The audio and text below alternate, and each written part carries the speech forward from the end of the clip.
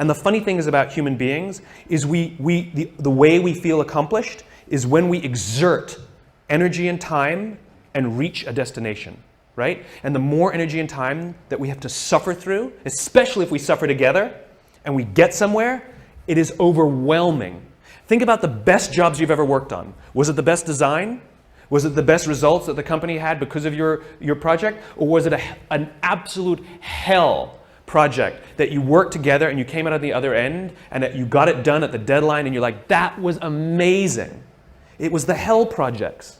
It was the things that we had to go out of our ways more, do things for each other, right? Things we weren't thinking of doing. I was wrapping packages. I was doing stuff that designers aren't supposed to do. Going, this is what produces that, right? And so the thing is about measurement and destination reward. Imagine we're standing in a big empty room, right? And we're standing in one corner and I give you a simple instruction. I want you to go to that corner in a straight line, right? Off you go, no big deal, right? Without telling you, I slip a chair in front of you. What do? You go around the chair. Now you just disobeyed what I told you to do. I told you to go to that corner straight line. But this is the amazing things about human beings, which is when we're given a clear destination, we use our own creativity and our own sense of innovation and our own problem-solving abilities to overcome obstacles to get to the destination. In other words, the destination is more important than the route, right? We're flexible about the route. We're obsessed with the destination. Reset. We're standing in the corner together and I give you a simple instruction. Go somewhere in this room in a straight line. And you say to me, well, where do you want me to go? I'm like, I don't know. You're smart. Figure it out. Go in a straight line. And so you pick a point and you start walking. And without telling you, I put a chair in front of you. And what do? You come to a grinding halt. And I say, what did you stop for? You go, well, you put a chair in front of me. Or you'll make a sudden turn and go in another direction, right? And this is the problem. It's the same obstacle.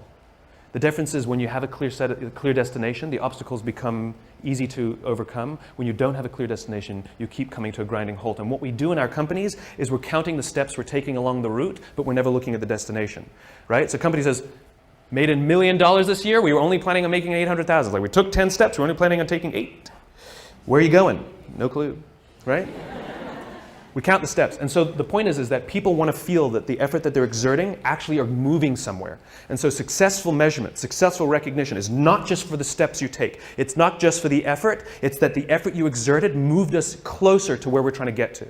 And that get to should be some crazy ideal. My ideal is to live in a world in which the vast majority of people wake up every single morning, inspired to go to work and fulfilled by the work that they do. And the couple of measurements that I use are if the book is selling, and by the way, people ask me, how many have you sold? I have no clue.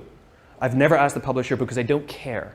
I really don't care how many I've sold. What I care about is the Amazon rankings and that those are going steady or up and not plummeting, because that means other people, right? Because I don't have a publicist, I don't have a marketing strategy on purpose. I didn't hire one of those companies to sell the book for me. And the reason is because I'm not interested in book sales. I'm interested in the spreading of an idea. And so I just use that as a metric to help me understand, am I sort of marching because the more I preach, is it resonating? And so you have a couple of these imperfect measurements that help you understand, are you going along the way? So it's not just great effort, look what you achieved, because that's what we're doing now. Right? Our goal is to increase top-line revenues by $50 million. For what reason? Right? Which is, we have to know the destination, and then we say, amazing. You took us that much closer. And if we go to the right, it's because we were overcoming an obstacle. If we hadn't gone to the right, we would have been stuck forever. Thank you. It's not always straight lines. It's not always straight lines. But it's in one direction.